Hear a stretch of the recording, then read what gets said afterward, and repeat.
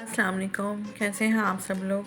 उम्मीद है खैरियत से होंगे, मैं भी खैरियत से हूँ। तो आज की वीडियो को स्टार्ट करते हैं और आज मैं आपके लिए बहुत ज़बरदस्त सी रेसिपी लेके आई। तो देखिए उसके लिए मैंने लिए हैं सिर्फ 4 ब्रेड के स्लाइस और 1 आलू।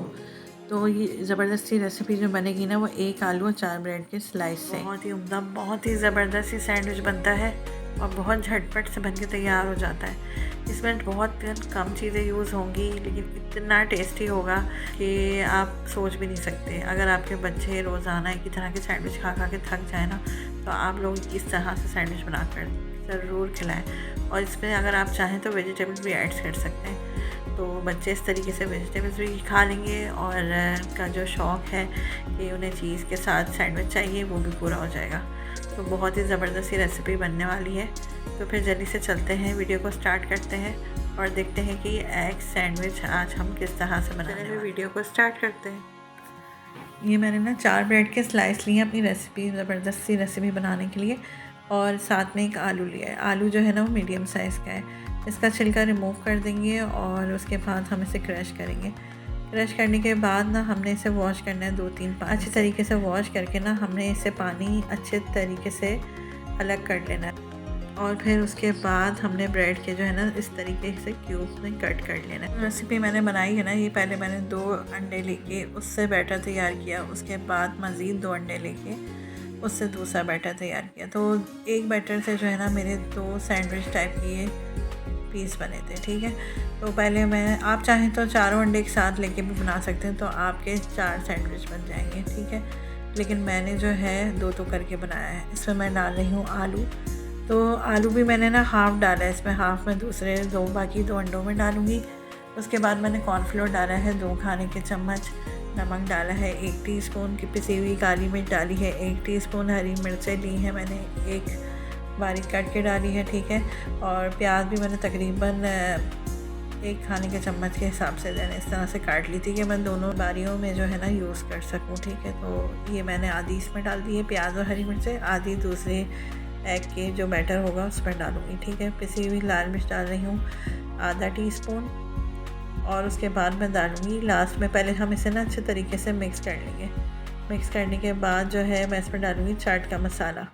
चाट का मसाला भी मिक्स कर लेंगे। यहाँ मैंने ना पैन गर्म होने रख दिया था, उसमें जो है आधा टीस्पून मैंने घी डाला है, और आप चाहे तो ऑयल भी यूज़ कर सकते हैं। इसको हम अच्छे तरीके से ना पैन में फैला लेंगे, अच्छे तरीके से इसको पूरा पैन में ना कोट कर देंगे। उसके बाद जो हमने अंडे का मिक्सचर तैयार किया है ना वो सारा के सारा हम इसमें पैन में फैला देंगे और मीडियम फ्लेम पे जो है ना इसे पकने के लिए छोड़ देंगे। बस साथ ही साथ जो है ना इसमें हम डब्ल्यूटी के क्यूब भी इस तरीके से ना पूरे अंडे पे ना सेट कर देंगे और मीडियम फ्लेम पे ही पकता रहेगा। ऊपर से हम प्रेस करते रहेंगे कि ये जो है ना ब्रेड इसमें अच्छे तरीके से ना फिक्स हो जाए।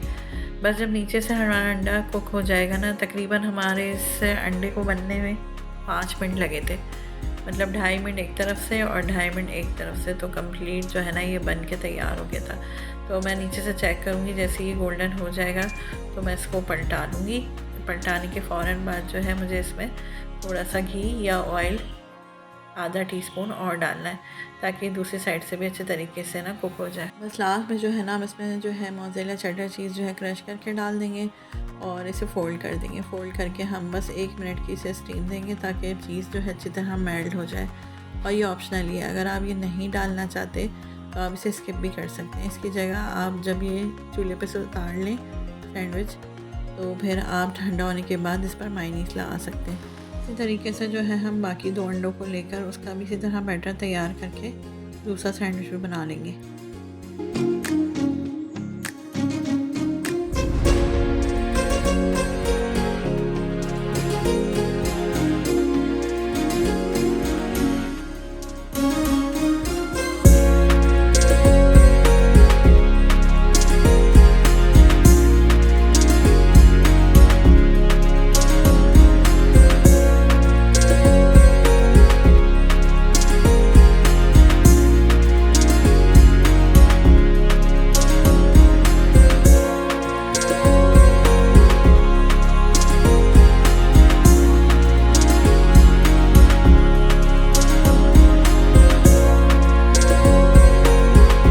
तो देखा आपने सिर्फ 4 ब्रेड के स्लाइस से हमने कितने ज़बरदस्त सैंडविच बना के तैयार किए हैं। और ये देखने में जितने यम्मी लग रहे हैं ना, ये खाने में उससे भी ज़्यादा टेस्टी और यम्मी थे।